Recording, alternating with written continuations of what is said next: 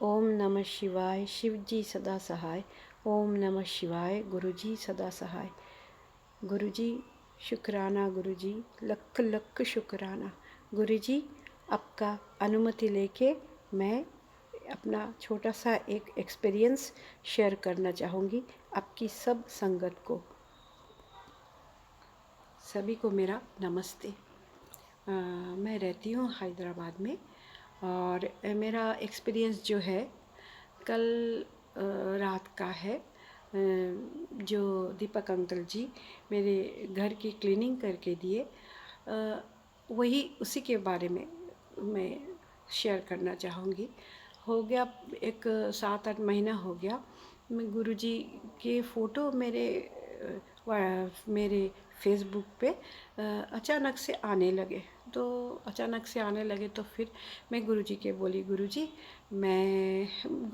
जब मैं गुरुजी को गुरुजी नहीं बोलती थी, मुझे नहीं पता था वो कौन है। मैं इनको बोली कि आप कौन है मुझे नहीं पता, मुझे आपको देख के बहुत श्रद्धा आ रही है, बट मैं आपको मान नहीं पाऊँगी क्योंकि मैं और किसी को श्रद्धा करती हूँ और किसी को गुरु मानती हूँ। उनसे मुझे नाम नहीं मिला, मतलब गुरु के जो नाम देते हैं वो नहीं मिला। बस मैं भक्ति करती थी, मानती थी उनको, बस उतना ही। तो मैं अगर आपको भक्ति करूँगी तो मैं अपनी गुरु को मतलब अवहेलना करना होता, वो नहीं करना चाहती मैं।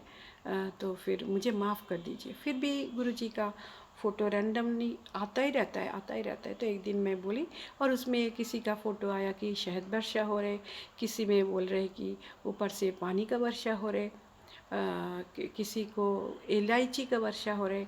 तो मुझे देख के थोड़ा सा अचंभित लगता है कि ऐसा कैसा होता है। मैं बोली ठीक है, जैसा भी होने दो, जो भी होने दो। भरोसा एक बात होती है और मिरेकल बहुत सारे गुरुओं के साथ होती है, तो कोई बात नहीं, ठीक है।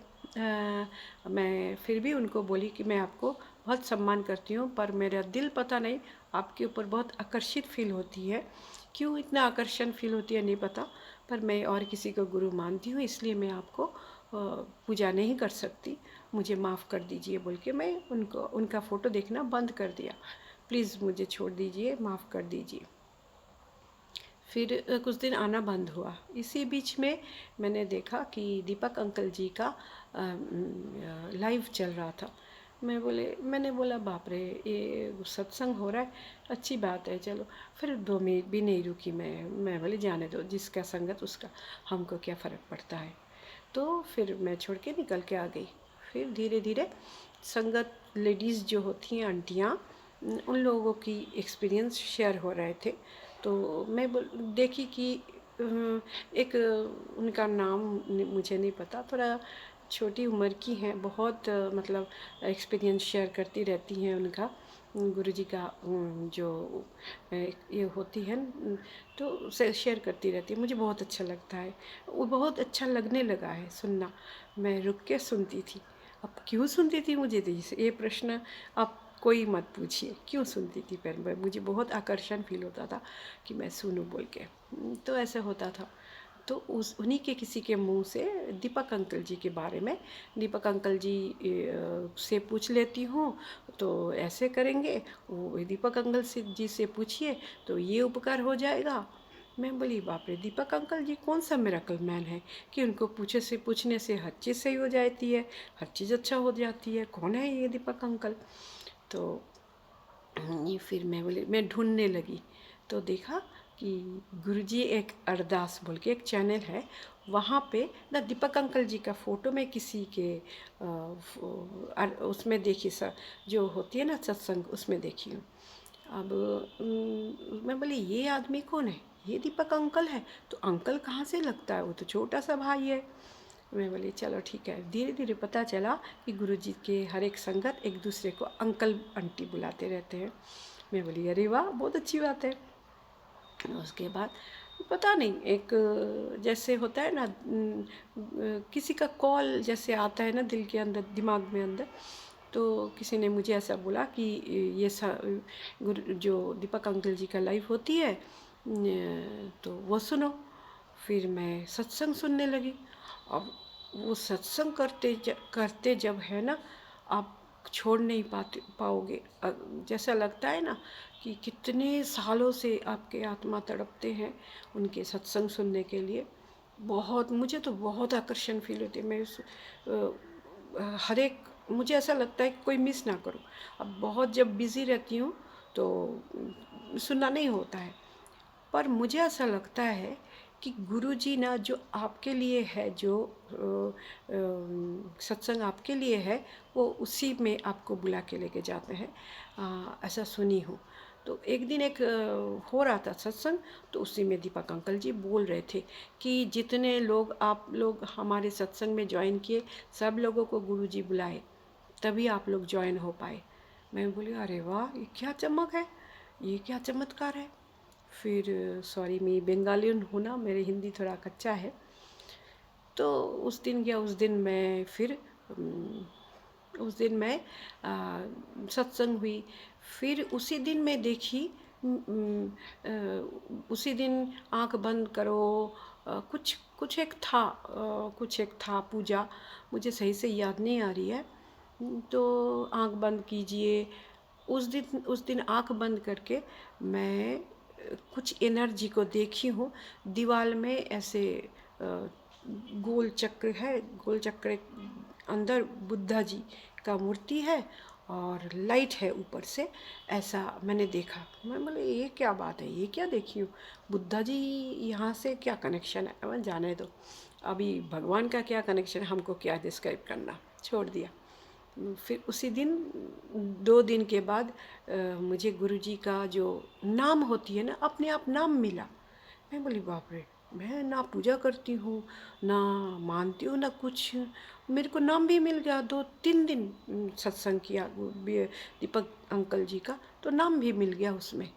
मैं बोली चलो, ये तो बड़े, जैसे ओम नमः शिवाय, शिव जी सदा सहाय, वो नाम नहीं है, इसमें दूसरा नाम कुछ था छोटा सा फॉर्म में।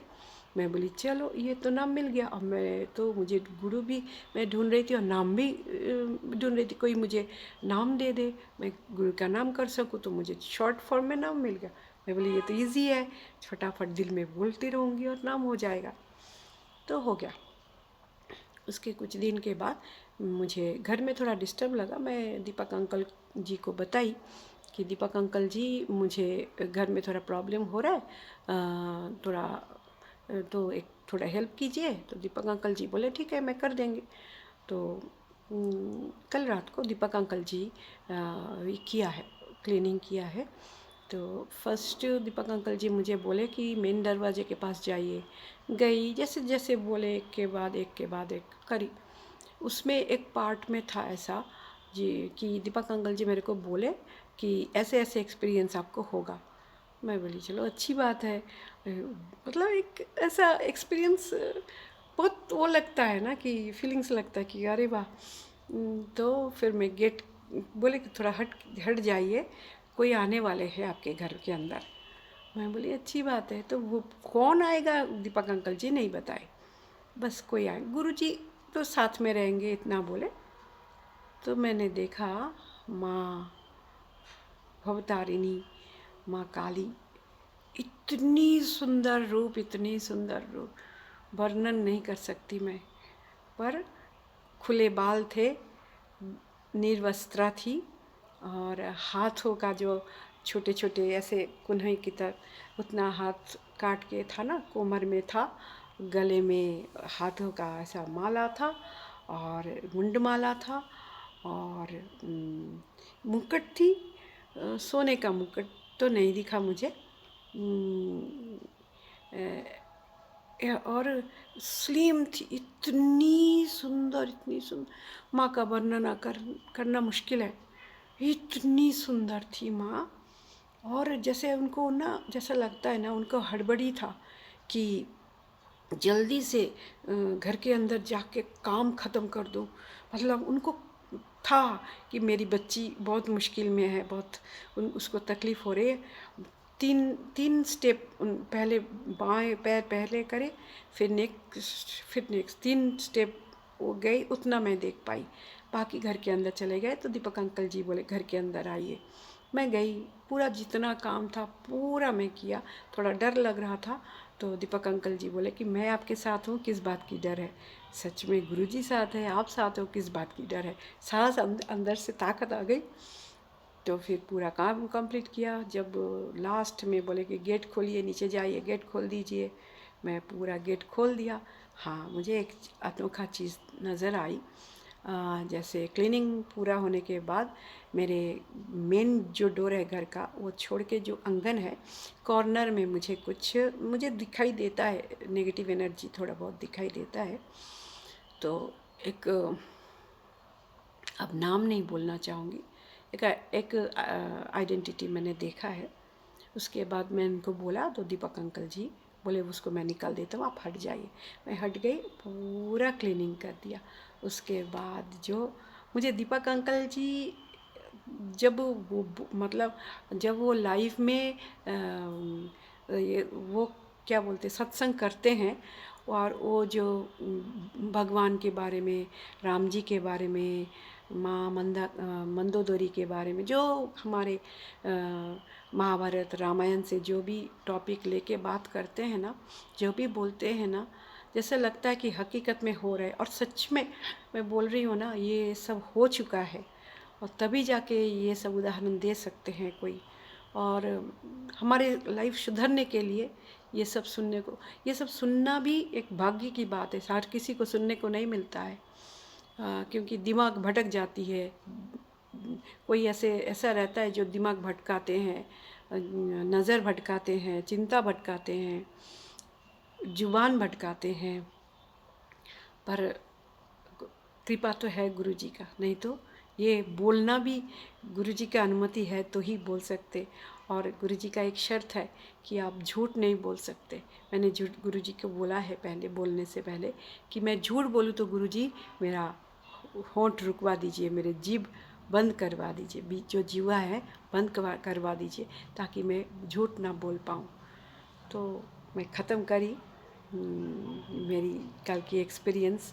थैंक्स टू दीपक अंकल भाई जी, जो जिन्होंने मेरा इतना बड़ा उपकार किया, इतना अच्छा एक्सपीरियंस दिए। थैंक यू सब लोगों को। जय गुरु जी, शुक्राना गुरु जी।